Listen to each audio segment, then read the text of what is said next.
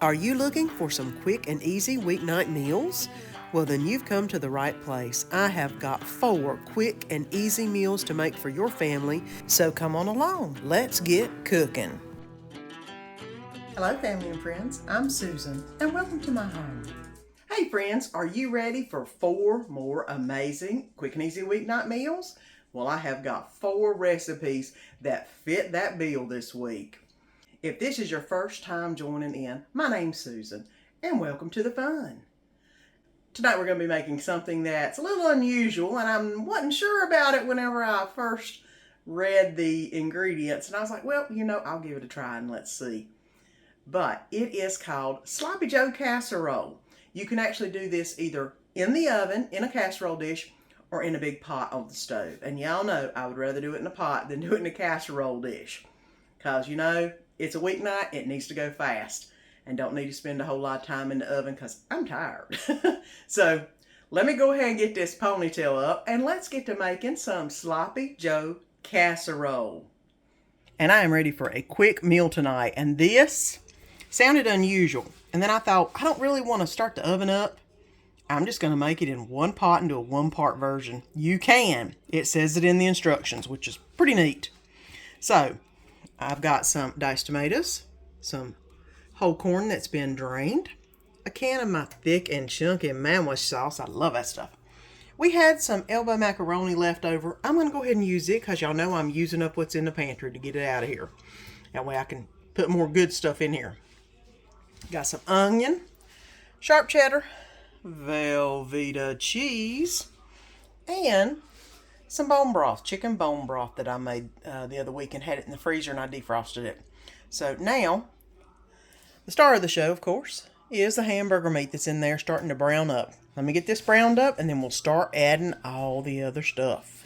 Now, I've got the ground beef just about completely cooked up. I don't know if you can see it that great. I'm going to go ahead and add in the onions and get those going on.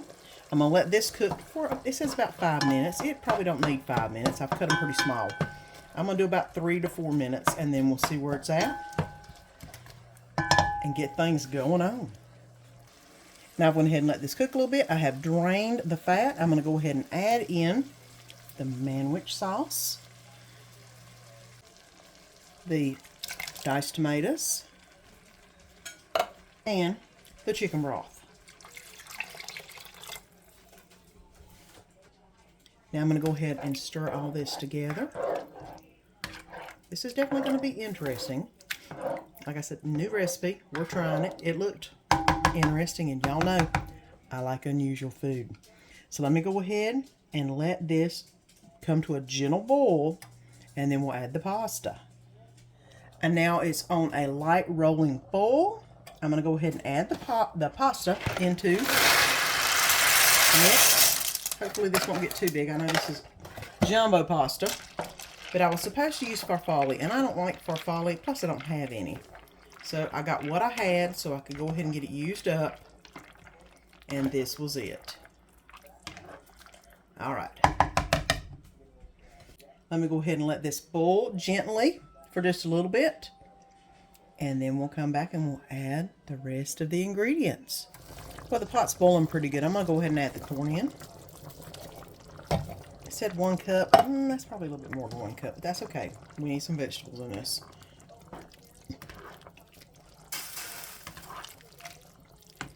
I'm going to go ahead and turn this back on a simmer for about 5 minutes. And then we'll be ready to add the cheese. And like I said, I'm not going to cook it in the oven. I'm going to just keep it in the pot. That way it'll be nice and cheesy. And look how much that the noodles came up. I probably put too many noodles, but that's okay. The next thing I'm going to add is the Velveeta cheese. I cut them up into small little pieces. That way they could melt down. It called for 8 ounces. I did 2 slices. That's what I normally do. And, and all my other stuff, so that's what I did. I know it'll get it nice and cheesy, so. And I just break off the pieces and put them in. It also calls for some regular cheddar, which I do have a little bit of sharp cheddar. I need to finish adding up, using up.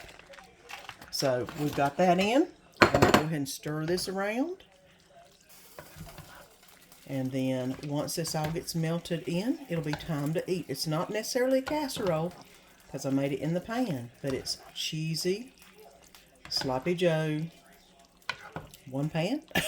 I don't know what to call it, but hopefully it's good because it's smelling pretty good right now. And here you go. I probably did put a little bit too much noodles in it, but it's looking really good. So we're going to try it and see what we think, because it looks like it's supper and it's time to eat. And here you go. It is the Sloppy Joe Casserole. That's not made into a casserole. It is just what we're having for supper. And it's what's for supper tonight. It's Taco Tuesday. And of course tonight we're going to be doing a taco-ish kind of dish. It is what I have decided to call a Quesadilla Taco Pizza. Quesadilla, cheese quesadilla on the bottom, and a taco on top. Then it looks like a pizza. You can't beat that. And it's so quick, so simple, so easy. You know, something that you can make and your kids and the adults will love. So come on, let's get to making a Quesadilla Taco Pizza. Quick, easy, simple, and good. And we're going to be making some Quesadilla Taco Pizzas, or the best I can. I've got the hamburger browning up over here. I've got some onion ready to put on it. Taco sauce right here. Some green, some red, some Mexican blend, and Danny's having a fit, and some taco seasoning. So, and of course, here's the tortillas. So, let me get this taco meat cooked up, and then we'll put everything together. It won't take long. And I've got this hamburger meat already browned up and drained. I'm going to go ahead and add in some taco seasoning and a little bit of water.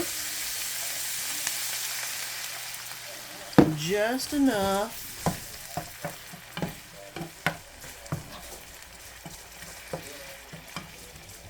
to get the taco seasonings into the hamburger meat. I'm going to go ahead and let this simmer for just a little bit so all this will meld together, and then we'll get to making the quesadillas. Now for the base of the pizza, we are going to use we're going to make it a quesadilla. We're going to heat this bad boy up and put some cheese inside of it. And of course I've got my Mexican cheese that I'm going to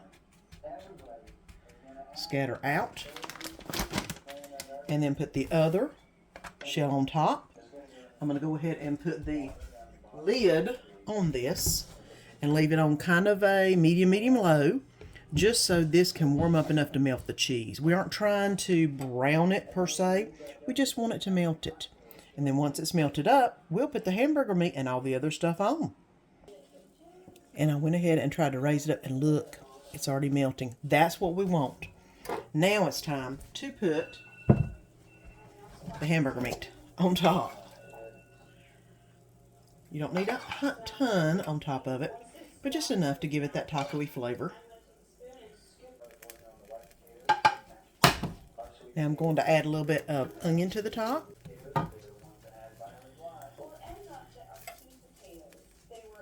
Okay, now I'm going to go ahead and put a little bit of taco sauce on top.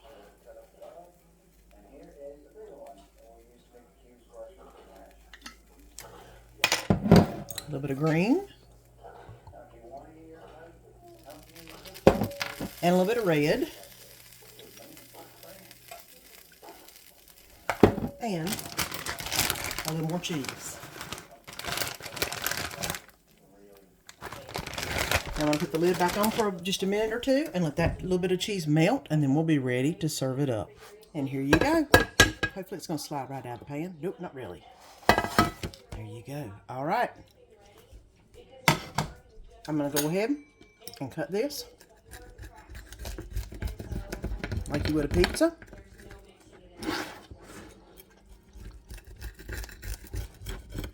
Because I guarantee that's going to be good.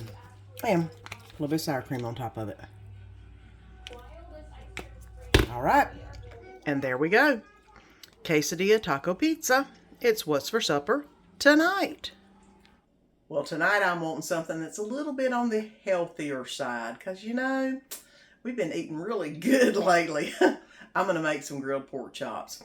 You don't have to do them on the grill. You can do them in the pan, on the oven if you want to. But hey, I've got an indoor grill and I love using it all year long. So let me go ahead and show you how I make some grilled pork chops. The marinade, the whole 9 yards. Quick, simple, easy, and so good. You will love it. So come on, my ponytail is up. Let's get to making some good old pork chops. I went ahead and got a bunch of, these are really thin cut pork ribs with the long bone in them. But they were on sale for like $5, $6, so I couldn't pass them up. I've got them marinating in Dale's. I've had them marinated for almost an hour. Flipping them back and forth. That way they can get good and marinated. I've got me some mixed greens straight out of the can and some black-eyed peas back there. About to start heating up. And this is about to go on the grill. Now the seasoning I like to use with my mixed greens is Lowry's. I don't put anything else in it. I know you can put all kinds of other stuff in it, but I just put a whole bunch of Lowry's in it. And a little bit of Lowry's in that. And they are so good. All you gotta do is stir it in mixed up and let it cook a little bit. Because this is canned mixed greens. And then you've got a great meal. The grill has finally hit 500 degrees. And I'm gonna go ahead and put the pork chops on there. These are really thin. I'm gonna show you. They're really thin. Thin pork chops. They're not going to take long at all, and I don't want to overcook these because these are not going to take but a minute to cook. I'm putting them in as many as I can. I'm getting them laid across as good as I can. And maybe a minute on each side because they are not going to take long. They are super thin. I didn't realize they were so thin. But that is not going to take but a minute. Let me go ahead and get all these cooked real quick, and I'll bring you back and show you what the whole meal looks like. And I basically cook each pork chop about a minute and a half on each side because they are so thin. Look at that. Beautiful pork chops. So let's get everything plated up. And here we go. Grilled pork chops, black beans, and mixed greens. And that's what's for supper tonight. Well, the last recipe this week is something that's supposed to be done on a Blackstone. And you know I don't have one of those. So I'm going to be doing it in a frying pan. A big one. We're going to be doing a cooked cabbage, bacon, and kielbasa. Should it be on the Blackstone? We're going to do it in the frying pan with some good old seasonings. And ooh, it should be good. So come on. Let's make something that you are going to, I'm sure, love, because it sounds so good. I love some cooked cabbage.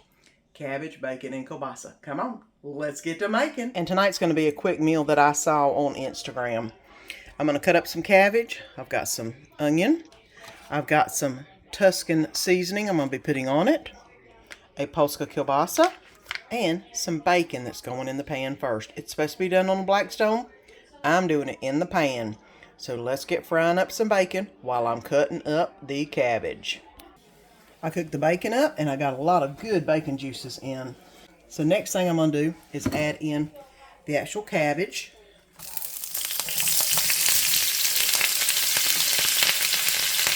And try not to add in any of the kielbasa yet. Alright, that's looking really good. I'm going to go ahead and stir it around just a little bit. It's on low. It's not to be too hot.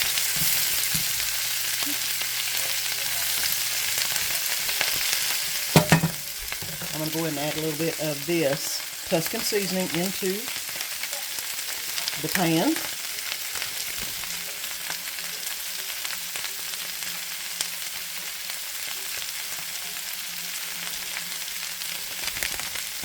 Alright. That smells really good. And I've got it on about a 2. I'm going to go ahead and cover this up and let that cook for about 5 minutes, and we'll see where we're at. Now it's been about 5 minutes, and I don't know if you can see how cooked down that is, but it is looking really, really good. I'm going to go ahead and add in the onion. Haven't added it in yet, and stir that around. And I'm going to go ahead and add in the Polska kielbasa too. There we go. Now I'll tell you what, if this ain't an easy, supper, I don't know what is. Go ahead and get this mixed around so the Polska's kind of distributed evenly throughout the cabbage. I'm going to go ahead and add the bacon back in. Get them in there. There you go. I'm going to go ahead and get that distributed. Now I could have done a whole lot more bacon. I wanted to save a little bit because that bacon we've got is really good. I'll have to tell you what the name brand of it is. It's nice and thick and got a peppery flavor to it. It's really good. I'm going to go ahead and let this cook on low for about 5 more minutes. And then we'll be ready for lunch, for dinner, guys. Quick, easy, simple. And I know it's going to be good. And it's completely done, guys. Let's go ahead and get this plated up for Danny. Tell you what, this is smelling really good. And I take a little taste, and it is tasting really good. I'm not going to give him too much because I don't know how he'll do with this. He should be good. But I love cooked cabbage, so that's not a problem with me. And there you go. Cooked cabbage, Polska, bacon, and onions. And some Tuscan seasoning. And that's what's for supper tonight. Another 4 great meals. Good, tummy-pleasing food. You know, that's what I love. And if you haven't already, don't forget to subscribe. Push that button down below and subscribe so you don't miss any of the fun. I have 4 new recipes every Sunday, and usually on Thursday I have some type of food-related recipe also. Lots of good ideas and lots of good food, because you know, if you have good food, you got a lot, I tell you what. So until next Sunday, have a great week, guys. Well, friends, I hope you enjoyed this video. And if you haven't already subscribed, press that button down below and subscribe so you don't miss any of the fun. And let our family be a part of your family.